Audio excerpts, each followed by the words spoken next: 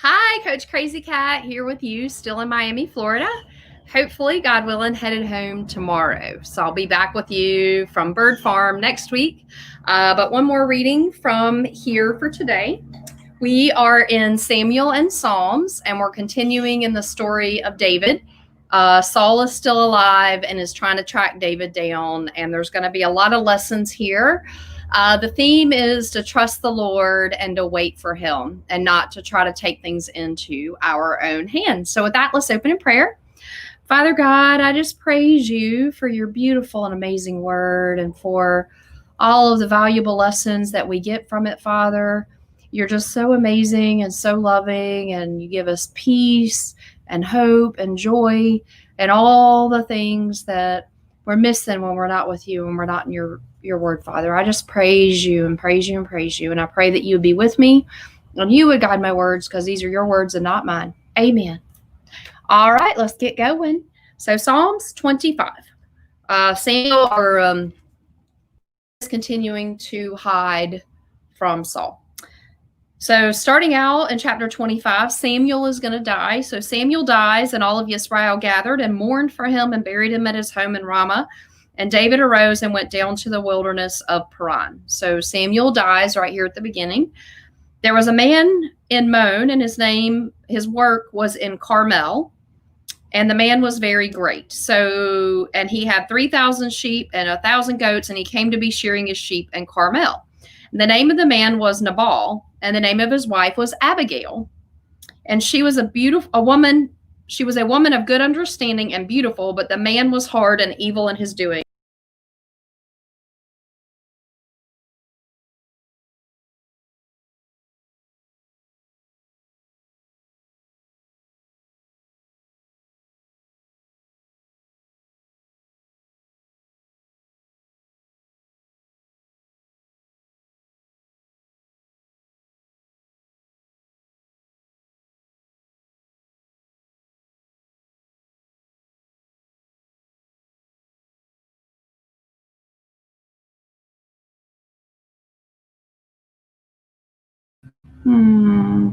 Okay. Well, that was weird. Let's start again. Samuel 25. And Samuel died, and all of Israel gathered and mourned for him and buried him at his home in Ramah. And David arose and went down into the wilderness of Paran. Now there was a man in Moan, and his work was in Carmel, and the man was very great. He had 3,000 sheep and 1,000 goats, and he came to be shearing his sheep in Carmel. And the name of the man was Nabal, and the name of his wife was Abigail. And she was a beautiful woman. She was a woman of good understanding and beautiful, but the man was hard and evil in his doings, and he was of Caleb. So Nabal was of the family of Caleb, who was one of the spies, remember? And David heard in the wilderness that Nabal was shearing his sheep. And David sent 10 young men, and David said to the young men, "Go up to Carmel and come to Nabal and greet him in my name and say, 'Long life and peace to you and peace to your house and peace to all that you have. And now I have heard you have shearers. Now your shepherds have been with us, and we did not put them to shame, and not a speck of theirs was missing all the days they were in Carmel. Ask your young men and let them inform you. So let my young men find favor in your eyes, for we come on a good day. Please give whatever comes to your hand to your servants and to your son David.' And the young men of David came and spoke to Nabal according to all of these words in the name of David, and they waited. But Nabal answered the servants of David and said, 'Who is this David, and who is the son of Jesse? The servants who are running away from their masters have become many nowadays. And shall I take my bread and my water and my meat that I have slaughtered for my shearers and give it to men coming from who knows where?' And the young men of David turned around on their way and went back and came and reported to him all of the words. And David said to his men, 'Each one gird on his sword.' So they girded on his sword, and David also girded on his sword. About 400 men went with David, 200 remaining with the baggage. And one of the young men informed Abigail, the wife of Nabal, saying, 'See, David has sent messengers from the wilderness to greet our master, but he scoffed at them. But the men were very good to us. They did not put us to shame, nor did we miss any item all the days we accompanied them while we were in the fields. They were a wall to us by night and day, all the days we were with them tending the sheep. And now Know and see what you should do, for evil has been resolved against our master and against all of his household. He is too much of a son of Belial to speak to. And Abigail made haste and took 200 loaves, 2 skins of wine, 5 sheep made ready, 5 measures of roasted grain, 100 clusters of raisins, 200 cakes of figs, and loaded them on donkeys.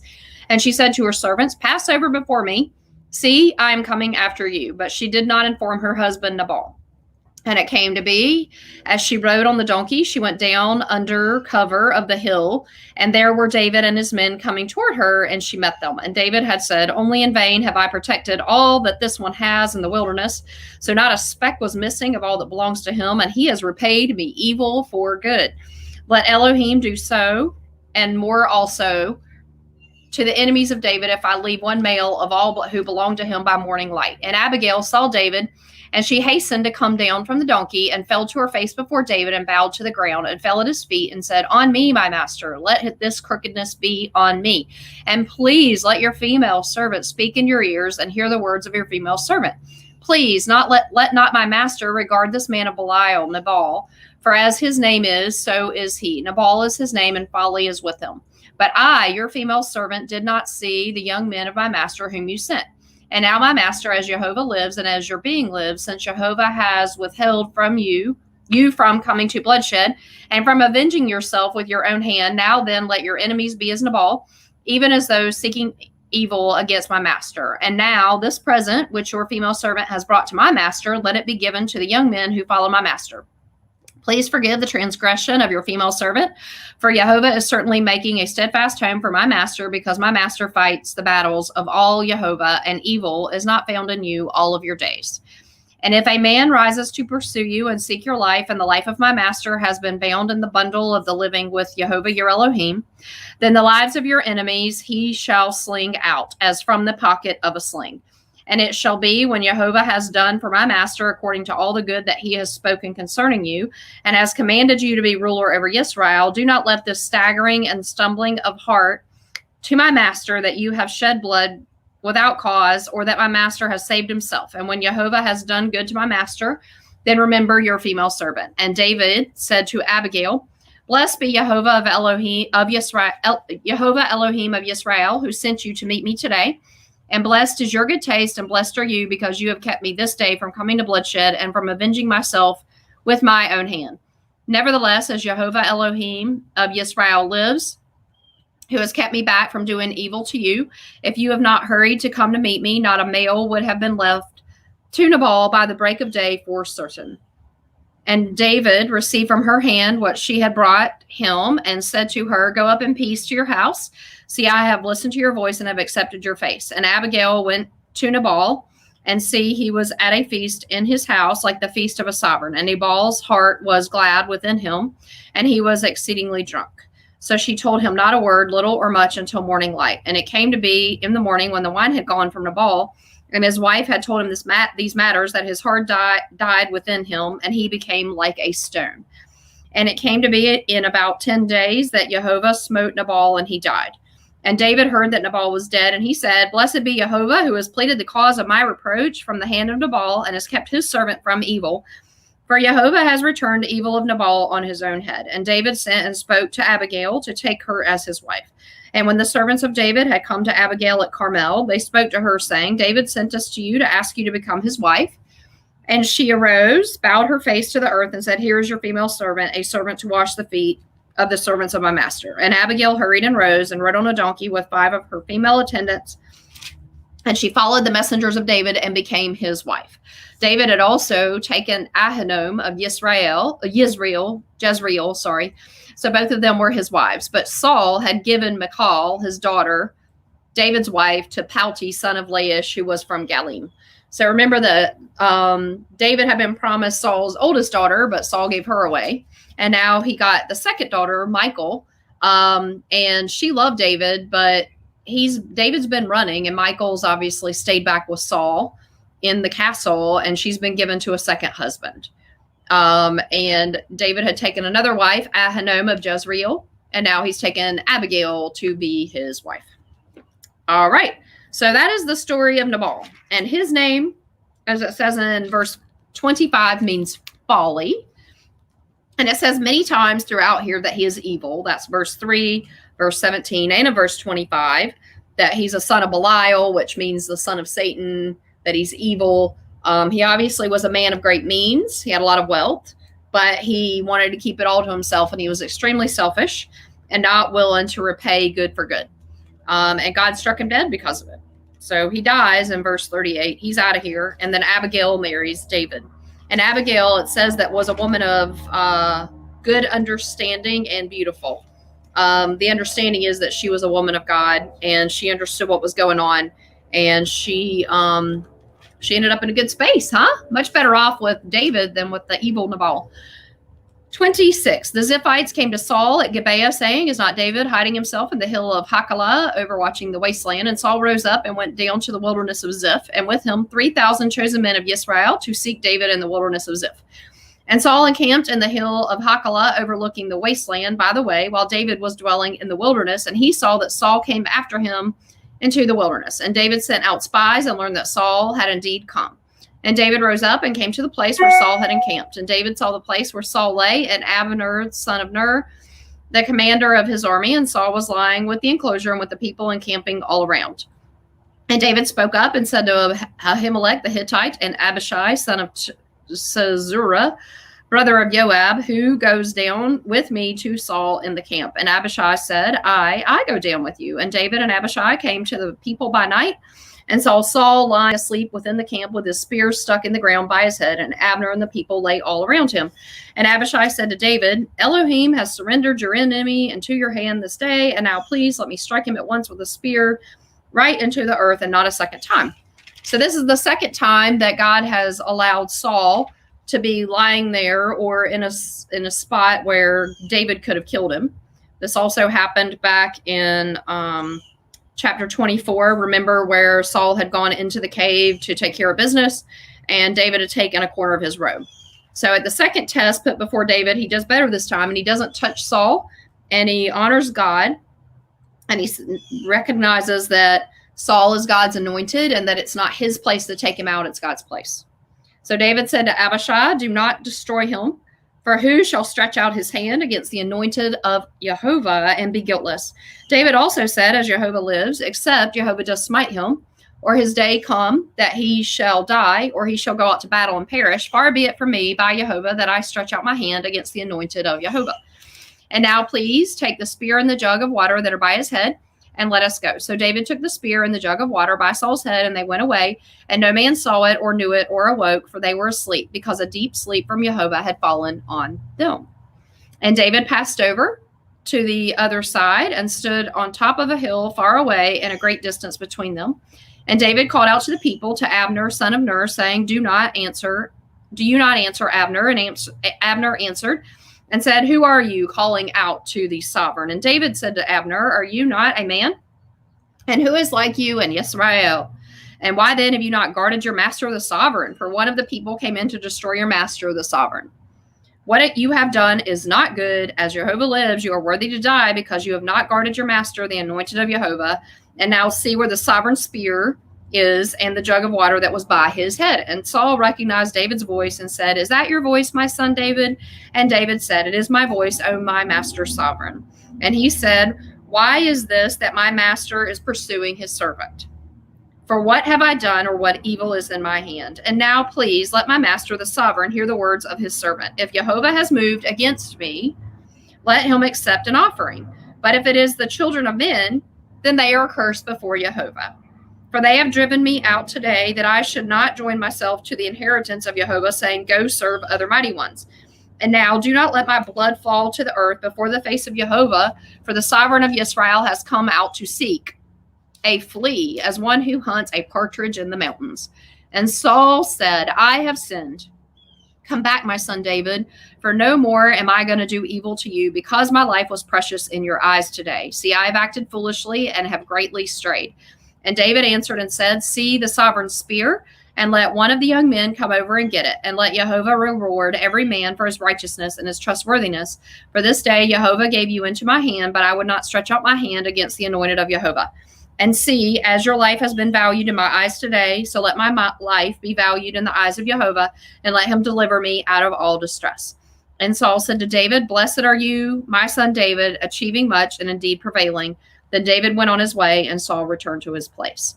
So here we have the second time we've got this interaction between Saul and David having an opportunity to kill Saul. He was being tested, but he would not take out God's anointed, which is really awesome. And I've seen this a lot in my life. This world experience is just really a test to see how well we're going to learn the book and how well we're going to apply the principles of the book on a consistent basis. And if we're going to listen to God, and we're going to have to keep going through the test, and they're going to get harder and harder until we pass it. So here, David in the second attempt has passed the test. So he didn't touch Saul. He didn't do anything to him. He just made his point and let Saul know that he let him go, and he went on his way. So 27, and David said in his heart, "Now I shall perish by the hand of Saul someday. There is not better for me than to escape the hand of the Philistines. Then Saul shall give up searching for me any longer in any part of Israel, and I shall escape out of his hand." So David arose and went over with 600 men who were with him to Achish, son of Moach, sovereign of Gath. And David dwelt with Achish at Gath, he and his men, each man with his household. David with his 2 wives, Ahinoam the Jezreelitess, and Abigail the Carmelitess, Nabal's widow. And it was reported to Saul that David had fled to Gath, so he sought him no more. And David said to Achish, "If I have now found favor in your eyes, let them give me a place in some town in the country to dwell there. For why should your servant dwell in the royal city with you?" And Achish gave him Tislag that day. That is why Tislag has belonged to the sovereigns of Judah until this day. At that time, David dwelt in the country of the Philistines, came to be a year and 4 new moons. So David lives in and among the Philistines with this guy, Achish, for a year and 4 months. And David and his men went up and raided the Geshurites, the Girzites, the Amalekites. For those nations were the inhabitants of the land from old, as you go to Shur, even as far as the land of Mitzrayim. So God's still protecting David, and he's sending him into Israel to wipe out the people that he had told the Jewish people to wipe out, which David's doing on faith and on trust and with strength from God. He's going in and he's wiping out the people they should have already taken care of. And David's going to clean up the land, which he starts here before he even gets the kingdom. And when David had stricken the land, he left neither man nor woman alive, but took away sheep, cattle, donkeys, camels, garments, and returned and came to Achish. And Achish would say, "Where have you made a raid today?" And David would say, "Against the south of Judah, or against the south of the Yermalites, or against the south of the Kenites." David did not keep alive man or woman to bring the news to Gath, saying, "Lest they inform us, saying, thus David did." And this was his practice all the days he dwelt in the country of the Philistines. And Achish trusted David, saying to himself, "He has indeed made himself a stench to his people in Israel and has become my servant forever." So this Achish guy in the Philistines, remember David had killed Goliath, but now here we have David's running around with his 600 men, and he has God on his side, and he's obviously very powerful, very well respected, and he ends up living among the Philistines, and they actually like him and trust him, which is interesting.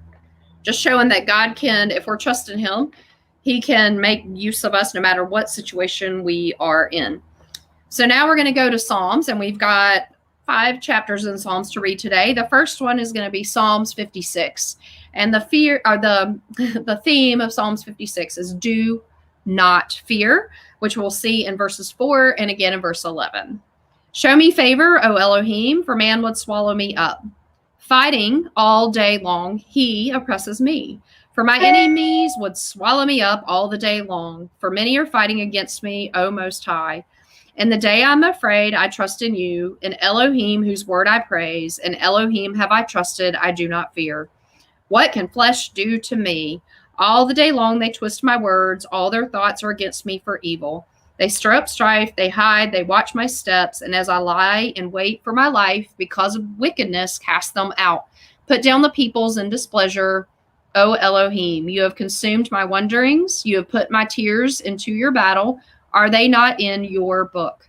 My enemies turn back in the day I call. This I know because Elohim is for me. In Elohim, whose word I praise, in Yehovah, whose word I praise. In Elohim I have trusted, I do not fear. What can man do to me? On me, O Elohim, are your vows. I render praises to you, for you have delivered my life from death, my feet from stumbling, that I might walk before Elohim in the light of the living. So here we have this beautiful Psalm 56, and twice we have repeated to not fear. And what can man do to us? So verse 4, in Elohim, whose word I praise, in Elohim have I trusted. I do not fear. What can flesh do to me? And in 11, in Elohim I have trusted. I do not fear. What can man do to me? So it reminds me of Ephesians 6, which is the armor of God. And we're fighting against principalities and powers. The prince of this world, the prince of the powers of this world, described in 2 Corinthians 4:4, is an evil person, but he's very powerful, not to be taken lightly. And God actually is on our side. So if God's for us, who could be against us? I think of that when I think of Psalms 56. Now Psalms 120. And the theme here is cry to Yehovah, he answers. And we'll see that in verse 1. In distress, I cried to Yehovah, and he answered me. Yehovah, deliver my being from false lips, from a treacherous tongue. What would one give to you, or what would one do to you, O treacherous tongue?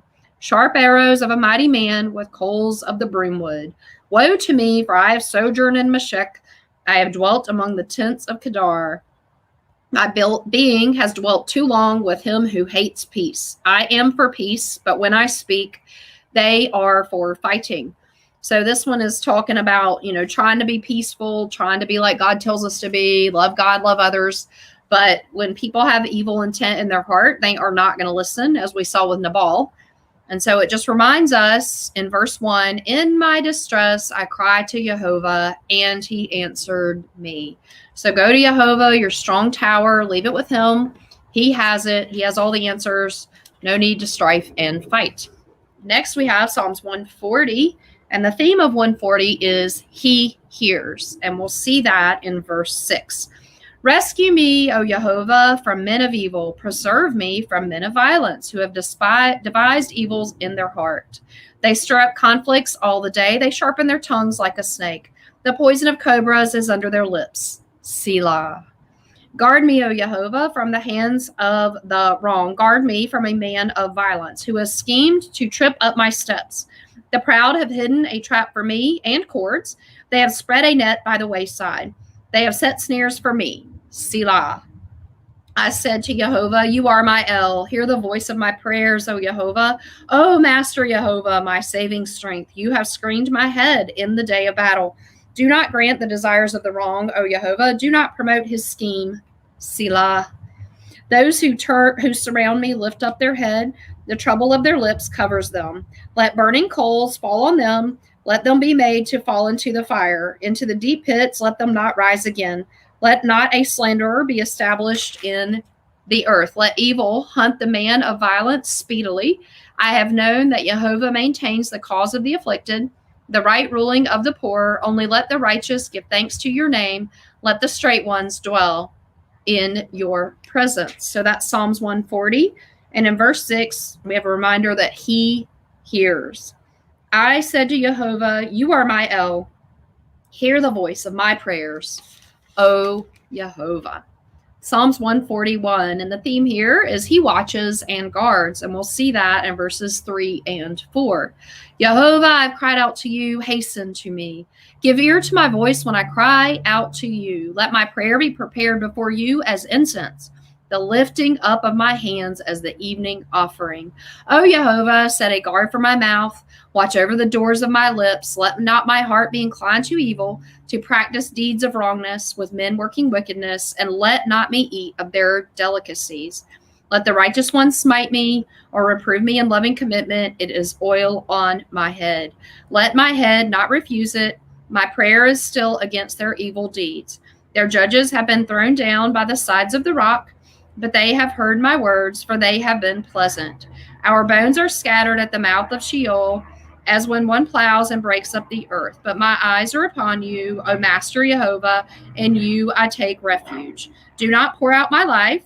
Guard me from the clutches of the trap they have laid for me, and from the snares of the workers of wickedness. Let the wrong one fall into their own nets while I pass by. So that the theme of 141, he's got a lot going on, a lot of evil people coming to him. He's crying to God. This obviously, you could see this being written at the time when Saul is coming after him, when he's fighting with this crazy dude, Abigail's at Nabal. So he tries to reason with them. He's trying to do what's right, but people are not hearing him.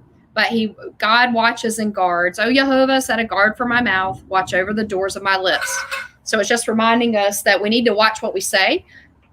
The tongue has all kinds of evilness. Just like it takes like a little bit to lead a horse. That's the way our tongue is. And our tongue can get us in massive loads of trouble, or it can keep us guarded. And it's so powerful, and the enemy's really good at coming into our brains, that little inner bully zombie, and having us say things that we regret. So we really need to be praying to God as David is, to have a guard set for our mouth. So, O Yehovah, set a guard for my mouth, watch over the door of my lips. Let not my heart be inclined to evil, to practice deeds of wrongness with men working wickedness, and let me not eat of their delicacies. In Proverbs, which we'll see when we get there a bit later, delicacies are when someone is can be related to. An example is when someone's going around spreading rumors and they're lying and they're making things up. When someone comes to you with a rumor, at first it feels like it's a delicacy, right? It's kind of like that chocolate croissant, and you're like, ooh, that looks so good. And then you eat it, and then your stomach's like, I don't feel so good. So that's what he's kind of referring to here. Let me not stoop to their level. Let me not say bad things. Let me stay pure in my tongue and in my hearts and in my ways, focused on God, and he will guard my tongue. All right, last one for today, Psalms 142. And the theme here is our refuge. He is our refuge, and that's we will see in verse 5. I cry out to Yehovah with my voice. I pray to Yehovah with my voice. I pour out my complaint before him. I declare before him my distress. When my spirit grew faint within me, then you knew my path. In the way which I walk, they have hidden a trap for me. Look to the right hand and see, and no one is concerned for me. No refuge remains to me. No one inquires after my being. I cried out to you, O Yehovah. I said, you are my refuge, my portion in the land of the living. Listen to my cry, for I am brought very low. Deliver me from my persecutors, for they are too strong for me. Bring my being out of prison to give thanks to your name. Let the righteous gather around me, because you deal kindly with me. So the theme of 142 is God is our refuge. I cried out to you, O Yehovah, and I said, you are my refuge, my portion in the land of the living. So there you go. I'll leave it with that. God willing, I'll be back Sunday afternoon, maybe after. Actually, you know what? I could probably do it Sunday, because I think we're not going to be going into church. We're going to have that remote. So I think I can do Sunday. Tomorrow, Saturday, God willing, I'll be driving back home. So pray with me about that for safe journey with me and the little kittens. And I believe that's it. With that, be blessed. Have a beautiful day. I'm going to close in prayer.